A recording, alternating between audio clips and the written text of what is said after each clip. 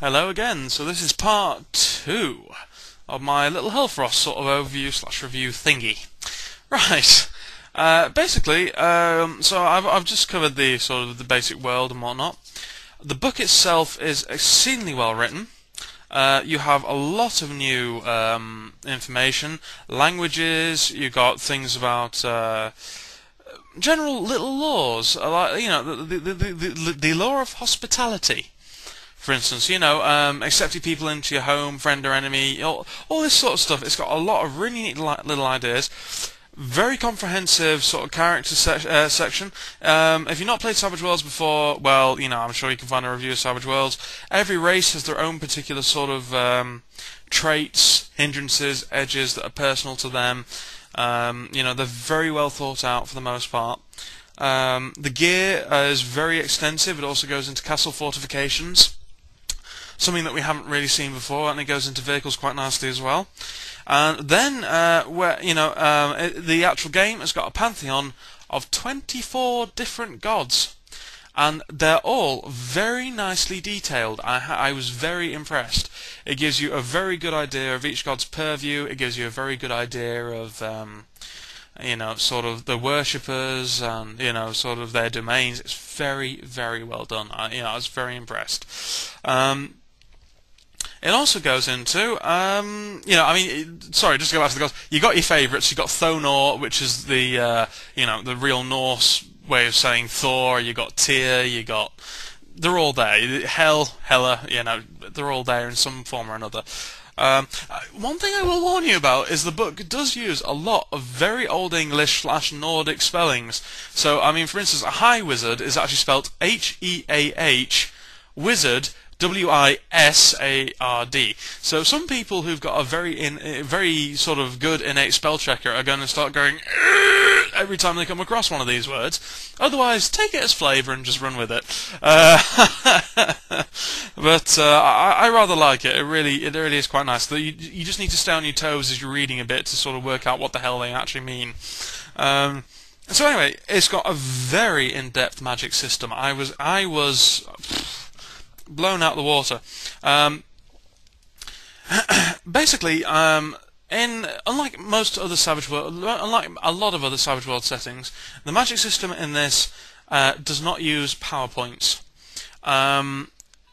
In general, no matter which sort of magical line you go down, either hedge magic, which isn't really magic. Hedge magic is the art of being a herbalist, brewing potions, all that sort of stuff. High wizardry, basically, think Gandalf, and you're channeling your spells through this staff that's basically part of you. Elementalists, who master the 4 elements. Hrim wizards. Basically, think of them as D&D sorcerers that channel the latent, unnatural cold energy of the Hellfrost. And we're quite interesting because the colder it is, the better their magic becomes. You got rune magic and song magic. Now, most of you might be thinking, well, how the hell do you differentiate between those different types of magic? And trust me, brilliant. Yeah, I could gush over this, but I won't. I won't go into too much detail, but essentially, well, I tell you what, just take it from me. The magic systems are diverse. There's something for everyone, and it's really terrifically well done. And I was very, very impressed. It also gives you a nice list of trappings and what they actually do. And Savage Worlds, trappings are a bit sort of abstract because nobody's quite sure what a trapping's supposed to be. Basically, for instance, you got your magic bolt. I've gone into this before, but you have the bolt spell. You fire a magical bolt at somebody. Now, does that manifest as a fireball, an ice ball, a bolt of force, a splash of acid? Who knows? And the trappings are a way to make the spell your own, and they all do something slightly different. So really, a lot of the time, I was actually quite pleased because they've got a very comprehensive list of trappings in this book. So anybody who's not quite sure what you should be doing with them, this is a very good place to start. In general, I was always like, well, I'll give them a bonus to their trapping, but I'll also give them a negative, and I would just change the spell the way it works, very slightly mechanically, and basically that's what happens in here too. So it's good. It's nice to know. It's nice to know that now. There's like I say, a very comprehensive section on religion. Patron deities, the gods of Rassilon, and the different cults. In this, you do have priests, you do have paladins, and together they're known collectively as clerics. Basically, priests are the spiritual arm of the gods. Paladins are the more warrior, sort of militaristic arm of the gods. Yes, indeed.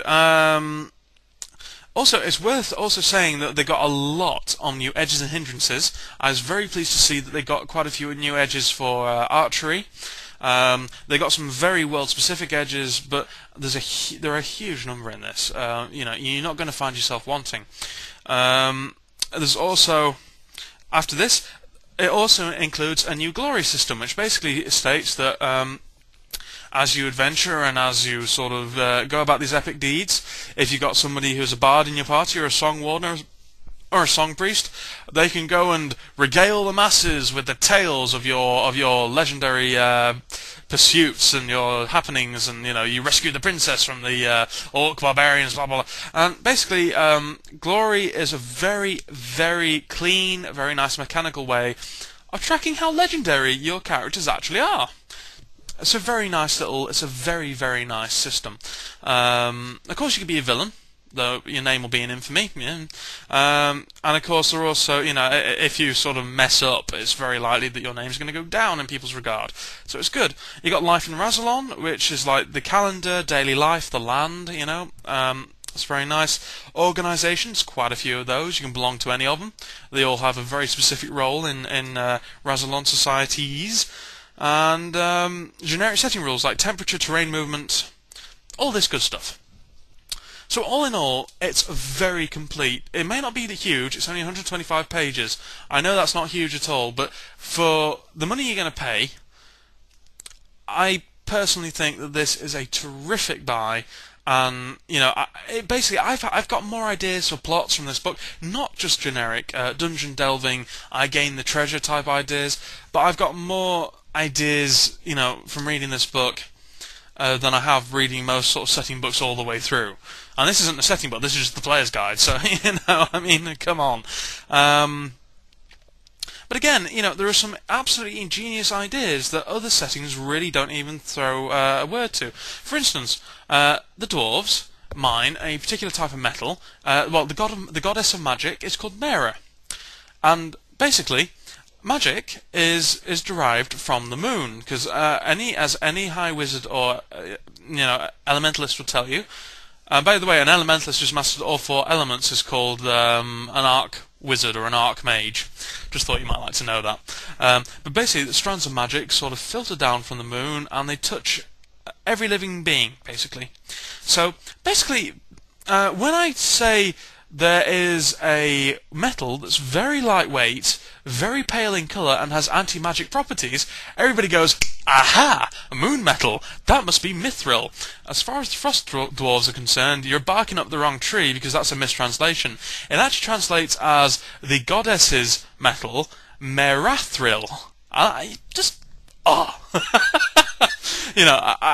a sucker for these little details and little ideas that really pull the whole thing together. When it comes to trading, there's also a very nice, not as comprehensive as in Sundered Skies, but there's a trading sort of system in place where, the nomadic tribes of, say, the Finar, they really don't use anything metal at all. They don't have the equipment to forge it. You'd be very hard-pressed to find metal items in the Finar lands, whereas in the Anglia, whatever they're called, lands, or Saxon lands, metal's no problem. You're probably going to be hard-pressed to find it in Elven lands, Dwarven lands, no problem.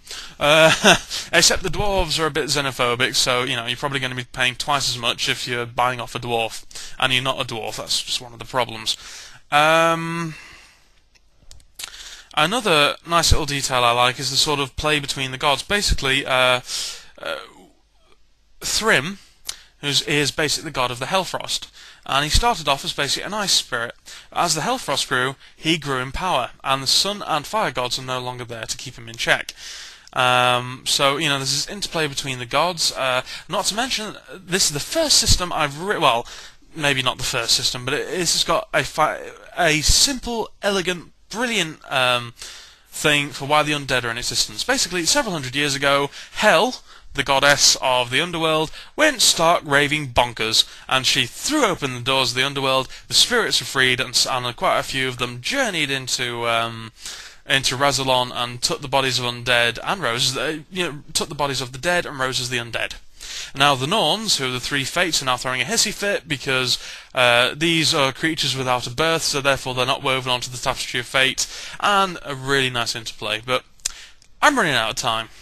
I know this has been a bit scatty. I'm not quite at my most awake at the moment, but in all honesty, just simply go and just pick that up. If you're in any way interested in Savage Worlds, and you're in any way interested in a fantasy setting for Savage Worlds, pick this up. It's not too expensive, and there are a few adventures out for it if you're good. Catch you later, I'm out of time.